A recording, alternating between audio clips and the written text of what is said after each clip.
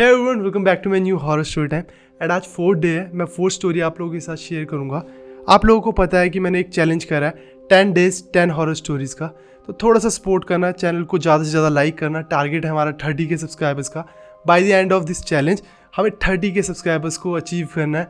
कोशिश करेंगे सारे मिलकर साथ में, अगर हो सकता है तो ट्राई करेंगे। एंड मैं कोशिश करूँगा कि बेटर से बेटर स्टोरीज़ आप लोगों के लिए लेकर आऊँ। एंड अगर आप लोगों के पास भी कोई भी ऐसे हॉरर किस्से हैं जो आप लोगों को लगता है सबके साथ शेयर किए जा सकते हैं, तो ये रहा मेरा इंस्टाग्राम हैंडल। यहाँ मुझे फॉलो करो, अपनी स्टोरी शेयर करो, मैं उन्हें रीड करूँगा एंड ट्राई करूँगा कि सबके साथ वो हॉरर स्टोरी शेयर करूँ। तो आज की जो हॉरर स्टोरी है हमारे साथ रेनू मैम ने शेयर करी है। रेनू मैम एक गवर्नमेंट कॉलेज से बिलोंग करते हैं, चंडीगढ़ के। एंड उन्होंने हमें बताया कि 5-7 साल पहले एक पर्सन थे उनके कॉलेज में। वो पर्सन आज भी है उनके कॉलेज में, बट 5-7 साल पहले वो कॉन्ट्रैक्ट बेसिस पर थे। अब वो जो पर्सन था उसकी फैमिली में 4 लोग हैं। अब जो ये हॉरर इंसिडेंट है उन्हीं का है। उनकी फैमिली में 4 लोग हैं।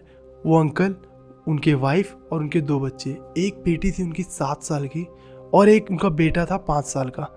वैसे तो ये अंकल की जो फैमिली और अंकल ये सब झारखंड से बिलोंग करते थे, बट उनकी जॉब यहाँ लगी थी चंडीगढ़ में, तो वो चंडीगढ़ में जॉब कर रहे थे। अब चंडीगढ़ के साथ काफ़ी सारे गाँव लगते हैं। अब एक गाँव में वो रह रहे थे और वहाँ एक रूम ले रखा था उन्होंने रेंट पे, क्योंकि वो फाइनेंशियली इतने स्ट्रांग नहीं थे, तो उन्होंने एक ही रूम लिया था। एक ही रूम में पूरी फैमिली रहती थी। अब उस गांव से वो ट्रैवल कर कर बाई साइकिल चंडीगढ़ आते थे और चंडीगढ़ से ट्रैवल कर कर अपने घर जाते थे गांव में। तो उन्होंने काफ़ी कोशिश करी कि अपने कॉलेज प्रशासन को बोल कर कि कॉन्ट्रैक्ट बेसिस पर ही हूँ मैं, बट मुझे एक गवर्नमेंट क्वार्टर अलॉट करा जाए, एक गवर्नमेंट क्वार्टर अलॉट करा जाए। बट कॉन्ट्रैक्ट बेसिस पर जो लोग होते हैं उनको गवर्नमेंट क्वार्टर मिलता ही नहीं है। बहुत रेयर चांसेस होती है कि किसी को अलॉट कर दिया जाएगा। तो उनकी हर बार रिक्वेस्ट को खारिज कर दिया गया और कभी भी उनको गवर्नमेंट क्वार्टर मिला ही नहीं। एंड अब वो चाहते इसलिए थे गवर्नमेंट क्वार्टर कि कम पैसों में उनको एक बेटर फैसिलिटी वाला घर मिल जाता, 3 रूम सेट मिल जाता। अब मैं तुम्हें थोड़ा सा चंडीगढ़ के बारे में बता देता हूँ, गवर्नमेंट क्वार्टर्स के बारे में बता देता हूँ। चंडीगढ़ एक प्लान्ड सिटी है। यहाँ सेक्टर्स होते हैं, सेक्टर 1, सेक्टर 2, सेक्टर 3, ऐसे काफ़ी सारे सेक्टर्स हैं। एंड काफ़ी सेक्टर्स ऐसे हैं जहाँ सिर्फ और सिर्फ गवर्नमेंट क्वार्टर्स हैं। जो चंडीगढ़ में गवर्नमेंट जॉब करते हैं उनके लिए घर में रहने की सुविधा है। अब अंकल ने काफ़ी टाइम कोशिश करी और 4-5 साल बाद अंकल की जॉब जो थी वो फिक्स होगी। वो कॉन्ट्रैक्ट बेस पर नहीं थे। अब वो यहाँ रेगुलर टीचर बन गए थे, रेगुलर लेक्चरर बन गए थे। अब 3-4-5 साल बाद क्या हुआ, अंकल की जो रिक्वेस्ट थी उसको एक्सेप्ट कर लिया गया। अंकल की जॉब वहाँ पक्की हो गई थी। अब अंकल वहाँ कॉन्ट्रैक्ट बेसिस पर नहीं थे, पक्के हो गए थे। तो अंकल को 2-3 महीने बाद एक गवर्नमेंट क्वार्टर अलॉट हुआ सेक्टर 22 में। अब जहाँ भी गवर्नमेंट क्वार्टर्स होते हैं, लगातार गवर्नमेंट क्वार्टर्स होते हैं। गवर्नमेंट क्वार्टर के आगे और पीछे काफ़ी जगह होती है, ग्रीनरी होती है बहुत सारी, आगे पीछे क्यारी करने के लिए काफ़ी जगह दी जाती है। बट जो गवर्नमेंट क्वार्टर होता है वो काफ़ी कॉम्पैक्ट होता है। अब इनको रूम मिला था 3 रूम सेट। अब ये मेन एंट्रेंस थी, अंदर आते ये एक रूम है, इस रूम से दूसरा रूम है, इधर तीसरा रूम है और सामने वॉशरूम, यहाँ टॉयलेट और यहाँ किचन। इतना कॉम्पैक्ट होता है, सब कुछ मुंह पर ही होता है। इतना मतलब गवर्नमेंट क्वार्टर्स में छोटा छोटा होता है, पर बाहर काफ़ी जगह दी जाती है। अब अंकल औरों को वो क्वार्टर मिल गया। अब वो क्वार्टर पिछले 1-1.25 साल से बंद था। वो वैकेंट था क्वार्टर, किसी को भी अलॉट नहीं हुआ था। क्यों अलॉट नहीं हुआ था ये भी नहीं पता। अब क्यों वैकेंट था ये भी नहीं पता, और क्यों कोई वहाँ नहीं रह रहा था कुछ भी नहीं पता था। बस इतना पता था 1-1.25 साल से वो क्वार्टर बंद पड़ा है। पूरी सफाई वगैरह हुई वहाँ की। अब अंकल औरों ने, अंकल की फैमिली ने वहाँ शिफ्ट करा, सामान सेट करा। आंटी का फर्स्ट डे ये था जो उन्होंने बोला अपने हस्बैंड को, इस घर में ना वो फील नहीं आ रहा, बड़ा अजीब सा फील हो रहा है, मतलब घर वाली वाइब नहीं आ रही। उन्होंने पहली चीज़ ये बोली थी अपने हस्बैंड को, नॉर्मली, कोई इतना ऐसा नहीं था कि सोच समझ के बोला था, नॉर्मली बोला। अब उनके जो बच्चे थे वो स्कूल जाते थे, अंकल अपने कॉलेज जाते थे, आंटी अकेले घर पर होते थे। 1-2-4 दिन बीते और आंटी को ना बड़ा अजीब सा फील होता था। वहाँ 3 रूम थे, इन्होंने एक रूम परमानेंटली बंद कर दिया कि जब कोई गेस्ट आएगा तब हम यूज़ करेंगे। 2 रूम ये यूज़ करते थे। सफाई वगैरह जब करते थे तो बीच वाले रूम में जब ये जाते थे तो इनको ना बड़ा सफोकेशन सी फील होती थी।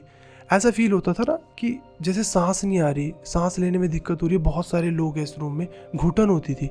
और बाहर वगैरह निकलते थे थोड़ा तो ठीक लगता था। कभी उन्होंने इस चीज़ पे ज़्यादा गौर नहीं करा। अब एक दिन क्या होता है, सैटरडे होता है और बच्चों का भी ऑफ होता है, अंकल का भी कॉलेज का ऑफ होता है।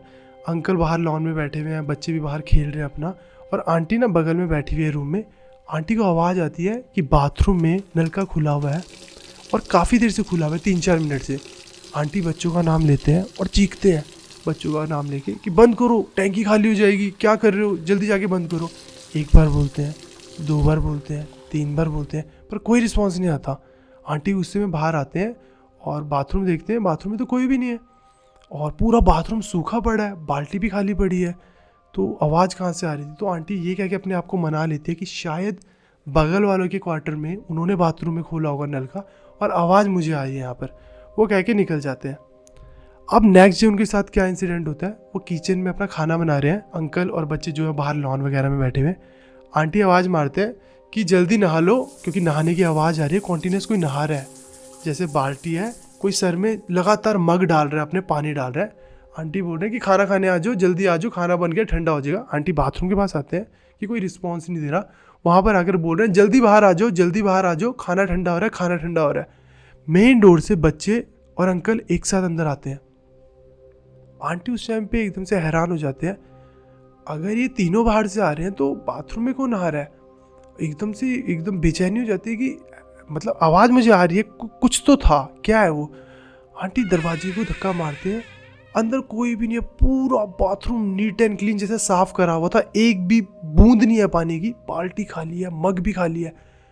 आंटी उस टाइम पर अंकल को बोलते हैं 2 मिनट इधर आओ, बच्चे वहीं रहते हैं, रूम में जाते हैं, उन्हें बोलते हैं इस घर में कुछ तो है जो सही नहीं है, मुझे बहुत अजीब फील होता है, मुझे कभी घुटन होती है, कभी मुझे ऐसा लगता है कि कोई आसपास है, कभी मुझे ऐसा लगता है बाथरूम कोई यूज़ कर रहा है बट होता ही नहीं है कोई, अभी भी कोई बाथरूम में नहा रहा था, मैं श्योर हूँ, आप बस मतलब मुझे ठीक नहीं लग रहा है, यहाँ से हमें जाना है। तो अंकल डांट देते हैं आंटी को बहुत ज़्यादा कि यार हमारी कंडीशन तुझे पता है, हम फाइनेंशियली इतने स्ट्रांग नहीं है, इतनों का खर्चा भी देना है, उन्होंने लोन वगैरह लिए थे वो भी देने हैं, बच्चे डर जाएंगे, कैसी बातें कर रही है, घर में कुछ नहीं है, बट इन बातों से माहौल ऐसा हो जाएगा, बच्चे डरना शुरू कर देंगे।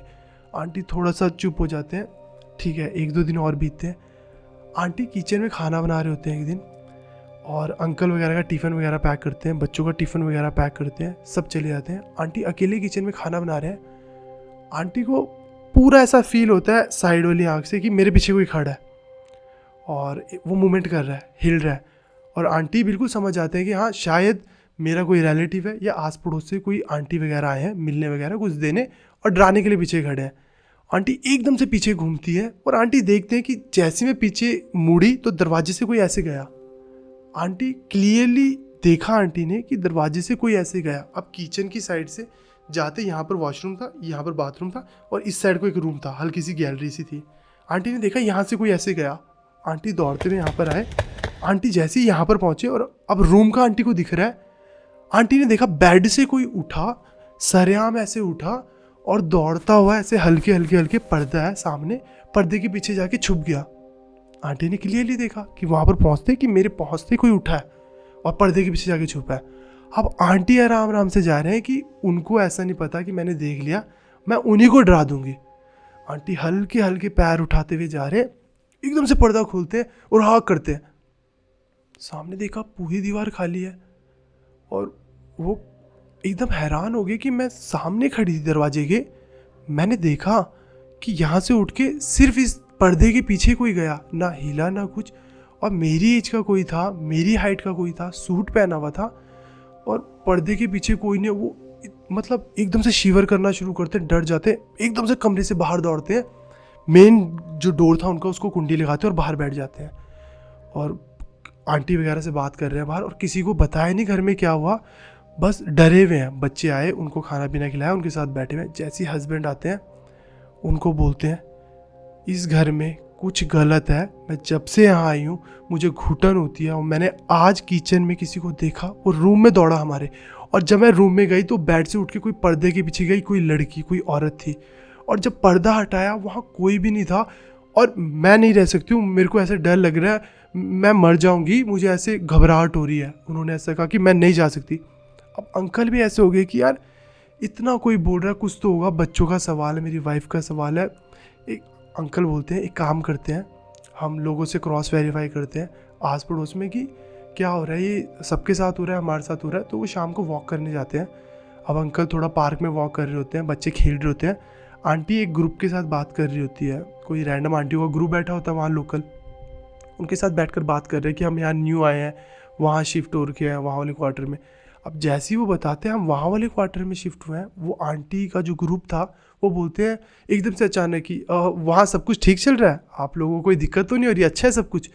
वो इनडायरेक्टली बोलते हैं, डायरेक्टली वो कुछ भी नहीं बोलते।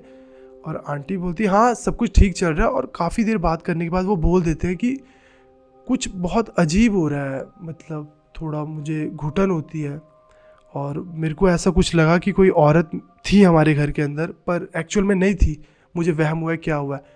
अब जब ये बात सुनती है वो औरतों का ग्रुप, वो एकदम से उसको बताते हैं कि भाई सुन, इस जो ये क्वार्टर में तुम रह रहे हो, ये क्वार्टर 1.25 साल 1.5 साल से बंद पड़ा है, 1-1.5 साल से यहाँ कोई नहीं आया, और उससे पहले जो लोग आए थे वो लोग भी निकल गए थे, कि यहाँ काफ़ी दिक्कत वगैरह चल रही थी, कि यहाँ कोई स्पिरिट है औरत की, वो दिखती है, वो हॉन्ट करती है। तो उन्होंने बताया कि आप लोगों को कुछ हो रहा है नहीं हो रहा, हमने तभी आपसे पूछा कि अब सब कुछ वहाँ नॉर्मल है, हम आप लोगों को डराना नहीं चाहते थे, इसलिए हमने इनडायरेक्टली पूछा कि आप लोगों का वहाँ सब कुछ सही चल रहा है। आंटी डर गई कि क्या बोल रहे हैं लोग, मतलब जो मेरे को फील हो रहा था सब कुछ वो एक्चुअल में एग्जिस्ट कर रहा था। फिर उन्होंने और थोड़ी बात करी, उन्होंने बताया वहाँ एक कपल रहता था, married couple, newly married couple था, 24-25 साल की लड़की थी कोई, उसने सुसाइड करा था, उस रूम में सुसाइड करा था। अब किस वजह से करा था कुछ नहीं पता, बट उसके बाद उसका जो हस्बैंड था वो चला गया और वो क्वार्टर वहाँ खाली पड़ा है। और उस टाइम के बाद एक फैमिली आई थी, और वो भी कुछ टाइम में, मतलब 15-20 दिन में निकल गए थे। तब से लेकर ये अभी तक 1.25 साल हो गया, कोई भी यहाँ नहीं आया इस क्वार्टर पे। तो आंटी और तो बिल्कुल ही डर गई। आंटी ने अपने हस्बैंड को बुलाया, उन्हें बताया वहाँ किसी ने सुसाइड करा, और मुझे जो लेडीज़ दिख रही थी वो कह रहे हैं वो वही लेडीज़ है, और वो कह रहे हैं कि जो मुझे घुटन वगैरह हो रही थी, उस रूम में उस लड़की ने सुसाइड करा होगा, इसलिए मुझे वो घुटन वगैरह हो रही थी। क्योंकि आंटी ने पहले ये रिलेट नहीं करा था कि रूम के अंदर हो रहा है, उनको लगता था उस घर के अंदर ऐसा उनको फील हो रहा है नेगेटिव सा घुटन, बट एक्चुअल में उस रूम में वो घुटन फील हो रही होती थी। और आंटी ने अब रिलेट करा कि शायद उस रूम में उस लड़की ने अपना सुसाइड करा होगा और वो मर गई थी, इसलिए मुझे उस रूम में ऐसी घुटन फील हुई, ऐसे दबाव फील हुआ। उन आंटी औरों ने बताया कि कितनी बार ऐसा हुआ है कि वो लड़की लोगों ने देखी है, कभी अपने बैल्कनी के बाहर बैठी हुई, कभी टेरिस की तरफ बैठे हुए, कभी रूम के डोर के वहाँ पर। कहते कितने लोगों ने उसकी डेथ के बाद उसको देखा है। अंकल ने जब ये सब बातें सुनी, अंकल ने बाकायदा 2 पर्सन बुलाए, अपना सामान वगैरह वहाँ से निकलवाया, रेंट पे इमीडिएटली कहीं देखा और वहाँ शिफ्ट कर लिया। अपने कॉलेज में जाके लेटर लिखा, हमारे को हमारा गवर्नमेंट क्वार्टर चेंज करके दो, वहाँ ठीक नहीं है, सारे लोग कह रहे हैं वो हॉन्टेड है। बट गवर्नमेंट ये चीज़ें मानती नहीं है। गवर्नमेंट, और वैसे भी गवर्नमेंट क्वार्टर अगर तुम्हें चेंज करना है या चाहिए, तुम्हें 1-2 महीने बताना पड़ता है पहले। अंकल की रिक्वेस्ट जो थी लेटर वो रख ली, और 2 महीने बाद अंकल को जो है अलग गवर्नमेंट क्वार्टर अलॉट हुआ, और 2 महीने उनका रेंट भी कटा, और वो उस घर में भी नहीं रहे और एक रेंट में रूम लेकर रहे। तो वो उस घर में दोबारा गए नहीं। और जब उनको ये चीज़ का पता लगा था कि वो औरत, वो लड़की मरने के बाद भी लोगों को दिखी थी वहाँ, तो उस टाइम के बाद तो वो और ज़्यादा डर गए थे। और आंटी तो 2-4-5 दिन सदमे में रही कि मैं एक्चुअल में जो चीज़ें सब सोच रही थी वो सब एग्जिस्ट कर रही थी। जो नहा रही थी वो वही लड़की थी, जो किचन में थी वो वही लड़की थी, पर्दे के पीछे छुपी वो वही लड़की थी, घुटन वाला रूम वो वहाँ सुसाइड उसने अटैम्प्ट करा था और मरी थी। और ये सब चीज़ें जब उनको पता लगी तो बस वो वहाँ रुके ही नहीं, और उसके बाद उस एरिया वाली साइड क्वार्टर तो उन्होंने लिया भी नहीं, उनको नेक्स्ट क्वार्टर किसी और सेक्टर में मिला। तो ये स्टोरी हमारे मैम थे, रेनू मैम, उन्होंने शेयर करी। एंड आप लोगों का क्या ओपिनियन है स्टोरी के रिगार्डिंग, कमेंट सेक्शन में ज़रूर शेयर करना। एंड 10 days 10 स्टोरीज़ का जो ये चैलेंज है मैं ये कर रहा हूँ, कोशिश कर रहा हूँ कि बेटर से बेटर स्टोरीज़ ही आप लोगों के लिए लेकर आऊँ, चुन कर स्टोरीज़ लेकर आ रहा हूँ।